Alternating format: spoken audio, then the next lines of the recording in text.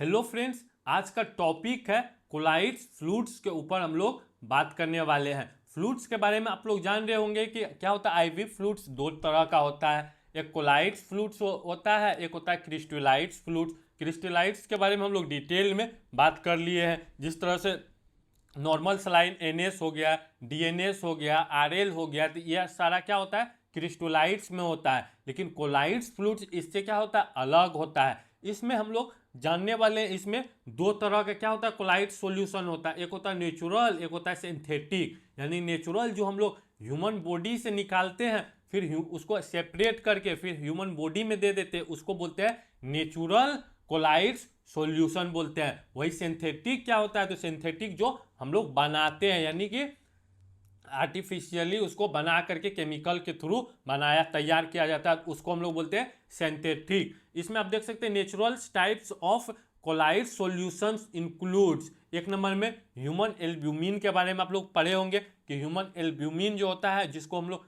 Protein भी बोलते हैं, ब्लड प्लाज्मा में ये रहता है।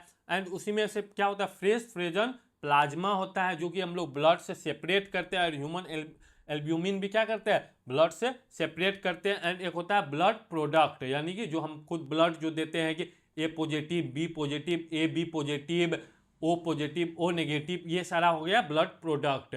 तो आई होप ये अब तक आपको समझ में आ रहा होगा। तो चलिए अच्छे से आपको समझाते हैं। उसके बाद तो सिंथेटिक्स को हम लोग समझते हैं। सिंथेटिक्स में क्या होता है, तो एक नंबर जैसे ए में है हाइड्रो ऑक्सीडेथाइल स्टार्च होता है। यानी हाइड्रो ऑक्सीथाइल जो स्टार्च होता है HES बोलते हैं, ये क्या होता है सिंथेटिक होता है। डेक्सट्रेन होता है, डेक्सट्रेन क्या होता है, तो ये भी सिंथेटिक आता है। जिलेटिन जो होता है, जिलेटिन भी क्या होता है सिंथेटिक होता है। तो ये सबको हम लोग समझेंगे, नेचुरल एंड सिंथेटिक, इन छवों को हम लोग इसमें डिटेल में समझने वाले हैं। तो चलिए वीडियो को स्टार्ट करते हैं बिना लेट किए हुए। तो आगे हम लोग समझेंगे ह्यूमन एल्ब्यूमिन। यानी ह्यूमन जो एल्ब्यूमिन है ये क्या करता है, तो ये ह्यूमन एल्ब्यूमिन सॉल्यूशन इज एस्ट्राइल। यानी क्या होता है कि जब बॉडी से हम लोग ब्लड निकालते हैं, उससे सेपरेट करते हैं एल्ब्यूमिन को। उसके बाद intra venous fluids containing natural human protein, इसमें रहता है designs to restore lost blood volume. यानी जब बॉडी में क्या होता है कि ब्लड वॉल्यूम कम हो जाता है, उसके बाद हम लोग क्या करते हैं प्लाज्मा एक्सपेंडर भी इसे कहा जाता है। यानी कि जो भी कोलाइड्स सॉल्यूशन होता है उसको प्लाज्मा एक्सपेंडर कहा जाता है। यानी कि जो ब्लड्स हमारा जो भी वेसल था, जो वेन था, जो आर्टरी था, उसमें अगर कम हो गया था वॉल्यूम, तो जब इसको हम लोग डालेंगे, इसको इंड्यूस करेंगे, तो उस टाइम में क्या होगा ब्लड्स का वॉल्यूम एक्सपेंड करेगा, बढ़ेगा, बढ़ाने का काम करता है ये। एंड इससे क्या होगा मेंटेन होता है कार्डियक आउटपुट्स मेंटेन होगा, यानी कि हार्ट के पास तो प्रॉपर ब्लड्स आने लगता है। एंड करेक्ट लो एल्ब्यूमिन्स को भी ठीक करता है। काउज बाय हाइपो एल्ब्यूमिनिया जो होता है, लो ब्लड प्रोटीन होता है, वो उसको ठीक कर देता है। एंड स्ट्रोमा जब होता है तो क्या होता है ब्लड ज़्यादा लॉस होता है, तो इंस्टेंट हमको चाहिए,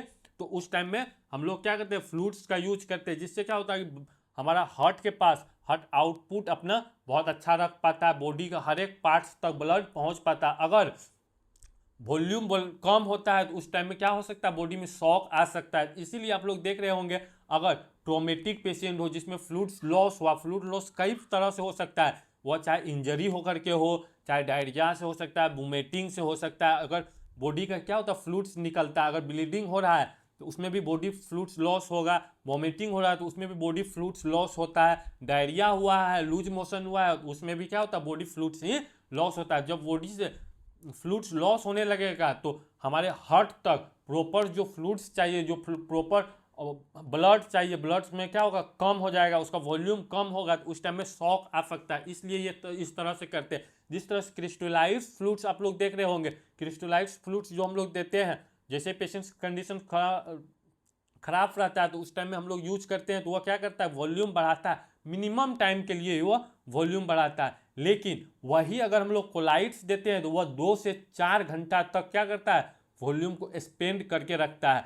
और क्रिस्टलाइट्स जो होता है वह 30 मिनट से लेकर के 1 घंटा तक मात्र वह काम करता है, फिर उसके बाद एक्सक्रीट आउट हो जाता है, यानी कि यूरिन के थ्रू बाहर बॉडी से निकल जाता है। ये भी आपको याद रखना, बर्न इंजरी ETC जो भी पेशेंट होगा उसमें भी इस तरह का कंडीशन देखने को मिल सकता है। तो ये अब तक आपको समझ में आ गया। इट एक्ट्स प्लाज्मा एक्सपेंडर, चलिए यहाँ पर आपको मिल गया प्लाज्मा एक्सपेंडर है pulling fluids into the blood stream. इससे क्या होता है, ब्लड स्ट्रीम में फ्लूइड्स को बढ़ाने का काम करता है, पुल करता है। अवेलेबल इन 5% का आता है, 20% का आता है, 25% कॉन्सेंट्रेशन में ये अवेलेबल होता है। यानी कि 100 ml का अगर रहेगा, 100 ml में का 5% अगर लिखा हुआ है तो इसमें कितना होगा, 5 ग्राम एल्ब्यूमिन रहेगा। अगर 25% रहेगा तो 100 ml में, यानी 100 ml में कितना हो जाएगा, तो 25 ग्राम इसमें एल्ब्यूमिन रहेगा। तो इस तरह से इसका कॉन्सेंट्रेशन हम लोग निकालते हैं। तो इसका वॉल्यूम कुछ भी हो सकता है, लेकिन इसका परसेंटेज को, आपका कॉन्सेंट्रेशन को हमेशा याद रखना है कि इस तरह से ये होता है, हमेशा 100 पर ये कैलकुलेट किया जाता है। तो आई होप ये अब तक आपको समझ में आ गया होगा। चलिए इसको, अगर आपको ये समझ में अब तक नहीं आया है कि किस तरह से होगा, मान के चलिए ये 100 ml का है और यहाँ पर जो है ये 50 ml का है, इसमें कितना होगा। तो अब देखिए हम क्या बोले कि 100 ml में हमेशा निकलता है, अगर कितना बोल रहा, 25% बोल रहा है, तो इसमें कितना होगा, 25 ग्राम होगा। अगर 100 ml फ्लूइड्स रहेगा तो उसमें 25 ग्राम क्या होगा, तो एल्ब्यूमिन रहेगा। अगर वही अगर 50 ml रहेगा, लेकिन कॉन्सेंट्रेशन क्या रहेगा, सेम रहेगा, सिर्फ इसका वॉल्यूम कम हो जाएगा, ये 12.5 ग्राम ये हो जाएगा। ये अब तक आपको समझ में आ गया होगा। तो चलिए आगे हम लोग समझते हैं फ्रेश फ्रोजन प्लाज्मा जो होता है, इसको हम लोग पहले समझ लेते हैं। देखिए ये इससे क्यों क्या करते हैं हम, ब्लड से ही जो होल बॉडी का जो होल ब्लड्स रहता है उससे प्लाज्मा को सेपरेट किया जाता है। यानी कि फ्रेश फ्रोजन जो प्लाज्मा होता है उसको सेपरेट किया जाता है।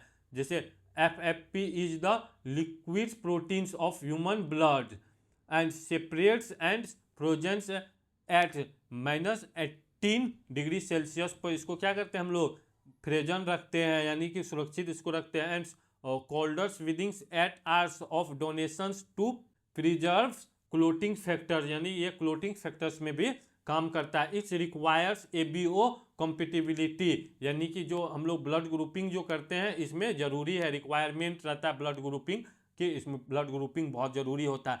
एल्ब्यूमिन में ब्लड ग्रुपिंग का ज़रूरत नहीं पड़ता है, इसमें आपको ब्लड ग्रुपिंग का ज़रूरत हो सकता है। इसमें आपको ब्लड ग्रुप देखने को मिलेगा कि ये A पॉजिटिव है कि B पॉजिटिव है, AB नेगेटिव है, यह आपको देखने को मिल जाएगा। Use to treats conditions involvings actings bleedings, और यानी एक्टिव जो ब्लीडिंग होता है उसमें यूज करते हैं, हाई ब्लीडिंग्स जो होगा उसमें करते हैं primarily by replacings missings of deficient blood clotting factors and severe liver disease. यानी ये क्या करता है, अगर ब्लड क्लोटिंग नहीं हो रहा है, उसको ब्लड क्लोटिंग डिसऑर्डर है, तो उस टाइम में ये काम कर जाएगा। यानी ब्लीडिंग बहुत ज़्यादा हो रहा है, रुक नहीं रहा है, तो हम लोग जब इसको फ्रेश फ्रोजन प्लाज्मा को अगर क्या करेंगे, इंड्यूस करेंगे, एडमिनिस्ट्रेशन करेंगे, तो उस टाइम में ब्लीडिंग को ये रोक सकता है। इसके लिए भी ये यूज होता है। एंड सीवियर लिवर डिजीज में इसका यूज करते हैं। इसका डोज जो होता है, डोज 10 से 20 ml पर केजी होता है, यानी कि 10 से 20 ml पर केजी इसका डोज रखा जाता है। अगर कोई 50 kg का अगर पेशेंट है तो हमेशा पहले मिनिमम को ही हमको रखना होता है। इसको क्या करेंगे हम लोग, 10 से अगर मल्टीपल कर देंगे तो ये कितना हो जाएगा, पर केजी बोल रहा है, तो 50 kg का है तो 10 से कर देंगे तो कितना होगा, 500 ml हो जाएगा। और ये आपको मिलेगा, इसका जो एक यूनिट होता है, एक यूनिट का जो इसका रहता है वो कितना रहता है, तो 200 ml से लेकर के 250 ml रहता है। ये हॉस्पिटल पे डिपेंड करता है कि 250 ml का आपको दे रहा है या 200 ml का आपको यूनिट दे रहा है, ये भी आपको याद रखना है। जिस तरह से आप लोग ब्लड में देखते हैं ना कि 350 ml होता है एक यूनिट में और 450 ml होता है एक यूनिट में, तो इसमें भी आपको हॉस्पिटल्स पे ज़्यादातर तो कितना 350 ही का इंडिया में चलता है, तो इसमें भी आपको 200 ml का इंडिया में ज़्यादातर मिलेगा, जिसको 500 ml का रिक्वायरमेंट्स है, यानी कि 2 यूनिट लग सकता है। तो इस तरह से हम लोग कैलकुलेट करते हैं। आई होप ये आपको फ्रेश फ्रोजन प्लाज्मा भी समझ में आ गया होगा। चलिए ब्लड प्रोडक्ट्स तो आप लोग को क्लियर होगा किस तरह से करते हैं। Blood products are therapeutic substance derived from human blood, यानी ह्यूमन ब्लड से हम लोग निकालते हैं, उसका टेस्टिंग वगैरह स्क्रीनिंग करके फिर ब्लड बैंक में रखा जाता है, फिर नेक्स्ट पेशेंट्स को दिया जाता है, डोनर से लेकर के फिर रिसीवर्स को दिया जाता है। Use to treats anaemia patient जब रहता है तो उस टाइम में हम लोग देते हैं। सीवियर ब्लीडिंग हो जाता है उस टाइम में देते हैं। क्लोटिंग्स डिसऑर्डर रहता है तो उस टाइम में हम लोग यूज करते हैं। इसमें आपको ए पॉजिटिव मिल सकता है, बी पॉजिटिव मिल सकता है, ए नेगेटिव मिल सकता है, बी नेगेटिव। तो ये इस तरह का ब्लड का आता है, तो इसके बारे में भी हम नेक्स्ट वीडियो में आपको डिस्कस करके बता देंगे कि किस तरह से एबीओ करवाते हैं। कंपेटिबिलिटी जो होता है एबीओ का इस तरह से ग्रुपिंग करते हैं। अगर इसके बारे में भी आपको जानना है तो हमारे कमेंट बॉक्स में आप बताइए, उसके बाद हम आपके लिए वो भी वीडियो ला सकते हैं। अगर आपको ज़रूरत है तो आप हमें बताएंगे तो हम उस वीडियो को फ्यूचर वीडियो में ज़रूर लेकर के आएंगे। तो चलिए आगे हम लोग अब समझते हैं हाइड्रोक्सीथाइल्स स्टार्च के बारे में। जो सिंथेटिक्स है, अब तक हम लोग क्या पढ़े थे, तो नेचुरल पढ़े थे, अब सिंथेटिक्स पढ़ते हैं। 1 नंबर में आपको देखने को मिलेगा हाइड्रोक्सीथाइल स्टार्च, ये आपको देखने को मिलेगा। An intravenous solutions of hydroxyethyl starch is use to prevent shock. Shock आपको समझ में आ गया। जब क्या होगा कि डिफिशियंसी हो जाएगा ब्लड का, यानी ब्लड से जब फ्लूइड्स कम हो जाएगा तो उस टाइम में क्या हो सकता है, तो शॉक आ सकता है।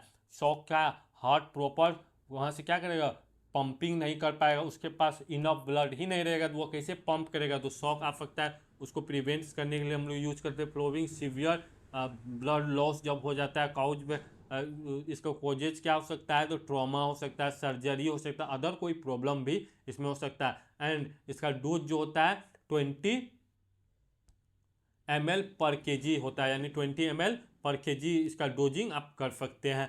इसका भी डोज आप कैलकुलेट कर सकते हैं। अगर 50 केजी का पेशेंट है, 20 से अगर आप इसको मल्टीप्लाई कर दीजिएगा तो कितना हो जाएगा, तो 100 ml तक ये आ जाएगा। तो इस तरह से आप डोजिंग भी इसका कर सकते हैं। आई होप ये अब तक आपको समझ में आ गया होगा। एंड नेक्स्ट है डेक्सट्रेन। डेक्सट्रेन्स का अल्सो नोन हैज लोमोडेक्स भी इसको बोलते हैं। लोमोडेक्स आप कह सकते हैं। Dextrans fluids is a colloid solution used intravenously as a plasma volume expander, यानी ये भी क्या करता है, ब्लड्स का जो प्लाज्मा होता है उसको बढ़ाने का काम करता है। टू ट्रीट शॉक को प्रिवेंट करने के लिए करते हैं। सीवियर हेमरेज हो जाता है, यानी ब्लीडिंग अधिक हो गया, उसके लिए करते हैं। डिहाइड्रेशन बॉडी हो जाता है, बॉडी में फ्लूइड्स कम हो जाता है, तो उस टाइम में यूज करते हैं। टाइप्स इसका देखिए 3 टाइप्स का आता है। डेक्सट्रोन 40 आपको मिल जाएगा, डेक्सट्रेन 70 मिल जाएगा, डेक्सट्रेन 150 मिल जाएगा। इसमें आपको याद यह रखना है कि एक डेक्सट्रेन का बराबर होता है 1000 डेल्टोन्स। तो आप इसमें कितना होगा डेल्टोन्स, ये पार्टिकल्स है, पार्टिकल्स के बारे में आप लोग जान रहे होंगे। तो देखिए मोलिक्यूलर वेट जो इसका होगा, अगर 40 का रहेगा तो इसमें कितना होगा 1000 डेल्टोन हो जाएगा, और इसमें 70,000 डेल्टोन हो जाएगा। इसमें 1.5 लाख डेल्टोन्स हो सकता है। इसका कॉन्ट्रा इंडिकेशन क्या होता है, patients with conjunctive heart failure, यानी जो कंजक्टिव हार्ट फेलियर का पेशेंट रहेगा उसमें इसको नहीं देना है, ये कॉन्ट्रा इंडिकेशन, यानी इसमें नहीं देना है। एंड रेनल फेलियर रहेगा उसमें नहीं देना है। इट्स नॉन ब्लीडिंग डिसऑर्डर जब रहेगा तो उस टाइम में पेशेंट्स को अवॉइड करना है। किसको, तो डेक्सट्रेन को अवॉइड करना है। अब तक ये आपको समझ में आ गया होगा। एंड आगे हम लोग देखते हैं जिलेटिन, यानी ये लास्ट है, ऑल्सो नोन एज हेमेसेल इसका बोला जाता है, हेमा सेल भी आप इसको बोल सकते हैं। जैसे जिलेटिन्स आईवी फ्लूइड्स आस कोलाइडल्स प्लाज्मा वॉल्यूम एक्सपेंडर इसको बोलते हैं। यूज टू ट्रीट हाइपोवोलेमिया, यानी हाइपो मतलब कम, वोलेमिया मतलब वॉल्यूम, यानी बॉडी में अगर वॉल्यूम कम होगा उस टाइम में हम लोग देंगे किसका, फ्लूइड का वॉल्यूम। वॉल्यूम हमेशा किसका रहता है, तो फ्लूइड्स का ही रहता है। And shock by restorings blood volume, restorings करने के लिए हम लोग यूज करते हैं। जैसे मैं इसका मोलिकुलर जो वेट होता है 30,000 डेल्टोन्स इसका रहता है। इसका अवेलेबल जो होता है 3.5% सॉल्यूशन में आपको मिल जाएगा। कंपोजिशन इसका हेमासेल्स का जो होता है ईच लीटर्स कंटेंट्स होता है 35 ग्राम, यानी कि 1 लीटर में ये 35 ग्राम रहता है।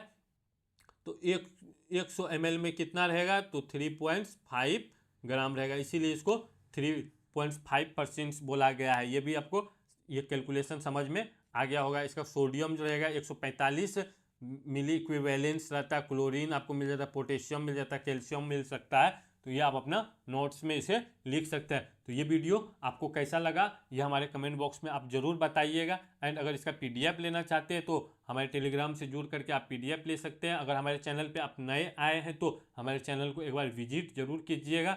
एंड अब तक आप हमारे वीडियो को लाइक एंड चैनल को सब्सक्राइब नहीं किए हैं तो चैनल को सब्सक्राइब जरूर कर दें, साथ ही बेल आइकन को भी प्रेस कर दें, इससे कि जो भी वीडियो हम अपलोड करें वे आपके पास सबसे पहले पहुंच सके।